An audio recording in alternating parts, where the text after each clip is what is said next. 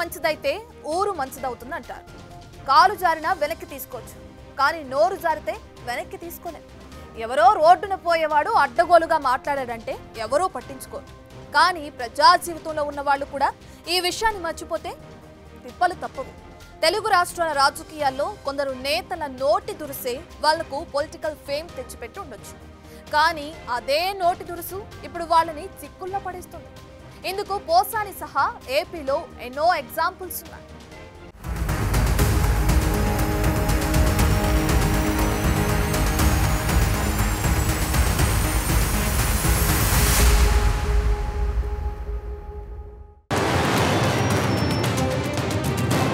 విమర్శలంటే దిగజారి బూతులు తిట్టటమేనా? ఆరోపణలంటే అడ్డగోలుగా మాట్లాడటమేనా? అధికారం ఉందని విర్రవీగితే భారీ మూల్యం తప్పదా? పోసాని కృష్ణమురళి అరెస్ట్ ఎపిసోడ్ చూశాక ఒక్క ఏపీలోనే కాదు, ఇటు తెలంగాణలోనూ హాట్ టాపిక్ గా మారింది. రాజకీయ విమర్శలంటే బూతులు తిట్టటమేనని భావిస్తున్నారు.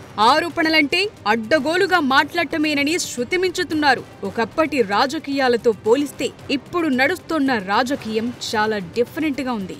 నోరేసుకుని పడిపోవటం, నోటికొచ్చినట్టు మాట్లాడటమే పాలిటిక్స్ అనుకుంటున్నారు నేటి తరం నాయకులు అనే చర్చ విస్తృతంగా సాగుతోంది. అధికార పక్షమైనా ప్రతిపక్షమైనా ఎవరు ఏ పక్షంలో ఉన్నా నోటిని అదుపులో పెట్టుకుని మాట్లాడితేనే ఇబ్బందుల్లో పడకుండా ఉంటారు.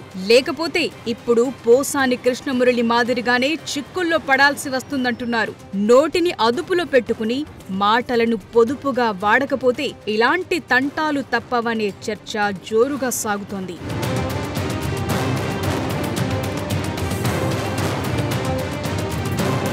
రాజకీయ పార్టీలు, కులాలు, అభిమానుల మధ్య వైషమ్యాలు రెచ్చగొట్టేలా వ్యవహరించారంటూ పోసానిపై ఏపీలో వివిధ ప్రాంతాల్లో పోలీసులకు ఫిర్యాదులందాయి. ఈ క్రమంలోనే నర్సారావుపేట కోర్టు 10 రోజుల రిమాండ్ విధించింది. దాంతో ఆయన్ని గుంటూరు జైలుకు తరలించారు. అంతకుముందు ఈ తరహా కేసులోనే రాజంపేట జైల్లో ఉండాల్సొచ్చింది.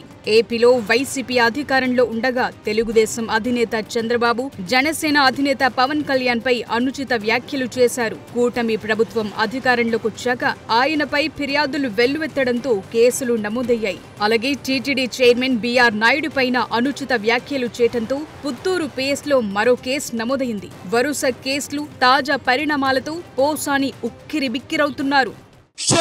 Pawan Kalyan I never said such a in my life in politics.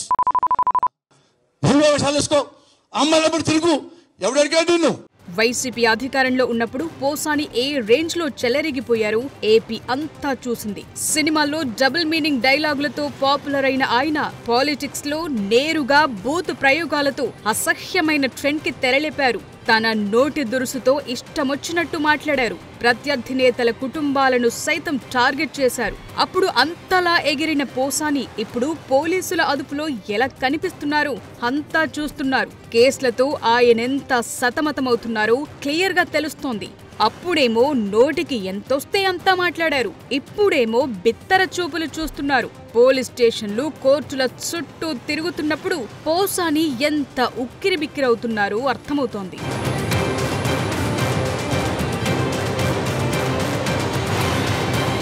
కూటమి ప్రభుత్వం అధికారంలోకొచ్చాక కూడా కొంతకాలం పాటు పోసాని తన నోటికి పని చెప్తూనే వచ్చారు. టీటీడీ చైర్మన్ బీఆర్ నాయుడుతో పాటు సీఎం చంద్రబాబుపై నోరు పారేసుకున్నారు. ఇంత జరిగాక ఇటీవలే మీడియా ముందుకొచ్చి తనకు జ్ఞానోదయం అయిందని, రాజకీయాల నుంచి తప్పుకుంటున్నానని, ఇకపై తనకు రాజకీయాలతో సంబంధం లేదని ప్రకటించి సైలెంట్ అయిపోదామనుకున్నారు.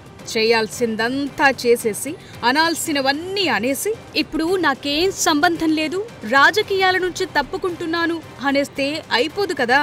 ఎవరినో మెప్పించేందుకు నోటికొచ్చినట్టు మాట్లాడితే అవతలి వ్యక్తుల మనసులు కూడా గాయపడతాయనే విషయం గుర్తుంచుకోవాలి. వాళ్ల అనుచరులు, అభిమానులు, పార్టీ కార్యకర్తలు బాధపడతారనే విషయం తెలుసుండాలి.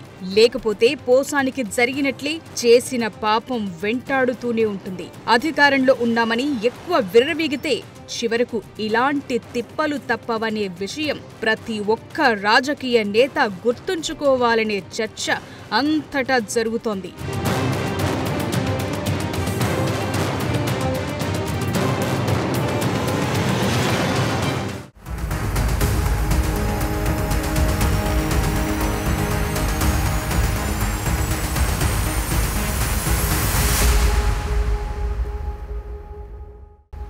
పోసాని కృష్ణమురళి అంటే తెలుగు ఫిల్మ్ ఇండస్ట్రీలో పాపులర్ యాక్టర్.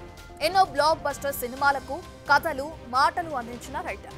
కొన్ని సినిమాలకు దర్శకత్వం వహించిన డైరెక్టర్ కూడా. ఎన్నో ఏళ్లుగా ఎంతో కష్టపడి చిత్ర పరిశ్రమలో తనకంటూ ఓ గౌరవం సంపాదించుకున్న పోసాని ఇప్పుడు పోలీస్ స్టేషన్లు, కోర్టులు, జైళ్ల చుట్టూ తిరగాల్సిన పరిస్థితి వచ్చింది. మనం ఏం చేస్తామో అదే మనకు తిరిగొస్తుంది అని చెప్పడానికి ఇదే సింపుల్ ఎగ్జాంపుల్. పోసాని ఎపిసోడ్ నుంచి మిగతా నేతలు నేర్చుకోవాల్సిందేంటి?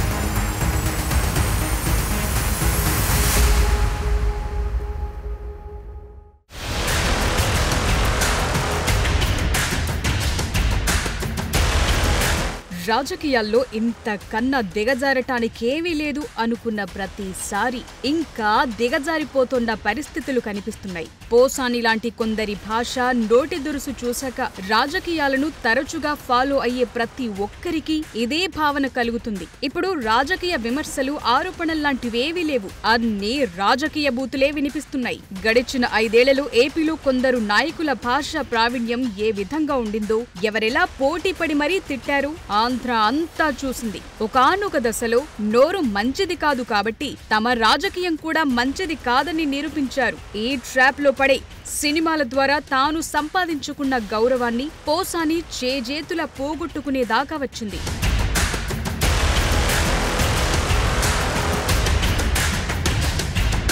పోసాని కృష్ణమురళి సినిమాల్లో ఎంత అలరించినా రాజకీయాల్లో మాత్రం పెద్ద ఎత్తున వివాదాలను రేపారు. తన నోటి దురుసుతో పొలిటికల్ దుమారమంటే ఎలా ఉంటుందో చూపించారు.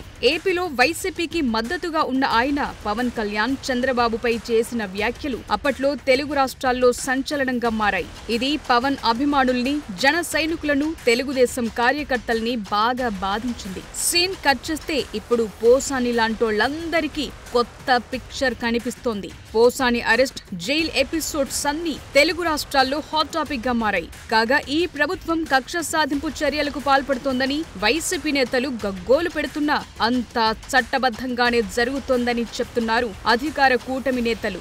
ఇప్పుడున్న పరిస్థితుల్లో పోసానికి ఒక కేసులో బెయిల్ దొరికినా మరో కేసులో జైలుకెళ్లాల్సిన పరిస్థితి నెలకొందనే చర్చ నడుస్తోంది. దాంతో పోసాని ఈ కేసుల నుంచి ఎలా బయటపడతారనేది బిగ్ సస్పెన్స్.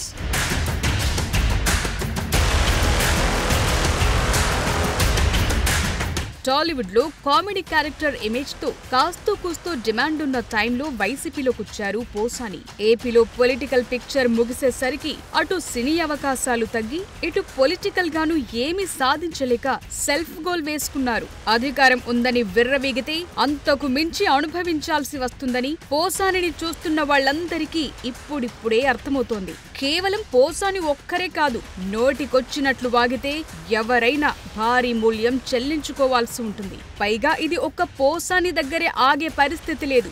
ఎవరికైనా ఇదే వర్తిస్తుంది. అధికారంలో ఉన్నోళ్లైనా లేనోళ్లైనా ఎక్కడ నెగ్గాలో కాదు, ఎక్కడ తగ్గాలో తెలుసుకుంటే వాళ్లకే మంచిదనే టాక్ వినిపిస్తోంది.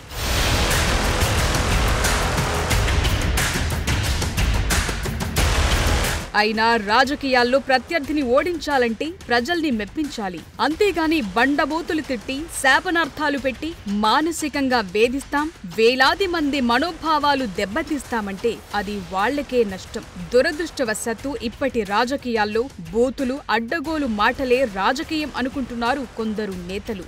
జనం ఇవన్నీ పట్టించుకోరని, తమ ప్రవర్తనకి ఓట్లకు అస్సలు సంబంధం లేదనే లెక్కల్లో ఉన్నారు. అందుకే లైన్ దాటి మరీ రాజకీయ విమర్శలు చేస్తున్నారు. నోటి దురుసుతో హద్దులు దాటుతున్నారు. దాంతో ప్రజలు కూడా అసహనానికి గురవుతున్నారు. రాజకీయ ప్రత్యర్థుల్ని కూడా వ్యక్తిగత శత్రువుల్లా చూస్తున్నారు కొందరు నాయకులు. అదే దారుణంగా తిట్టేలా చేస్తోంది. ఎదురు పడితే కొట్టటం ఖాయమనే చర్చలు కూడా చేస్తున్నారంటే పరిస్థితి ఎక్కడి దాకా వెళ్లిందో అర్థం చేసుకోవచ్చు. అందువల్ల నోటి దురుసు తగ్గించుకుంటేనే అందరికీ మంచిది. లేకపోతే పోసానిలాగా కేసులు, బెయిల్ అంటూ పోలీస్ స్టేషన్లు, కోర్టుల చుట్టూ తిరగాల్సి వస్తుంది. ఇది కేవలం వైసీపీ నేతలకే కాదు, పవర్లో ఉన్న కూటమి నేతలకు కూడా వర్తిస్తుంది.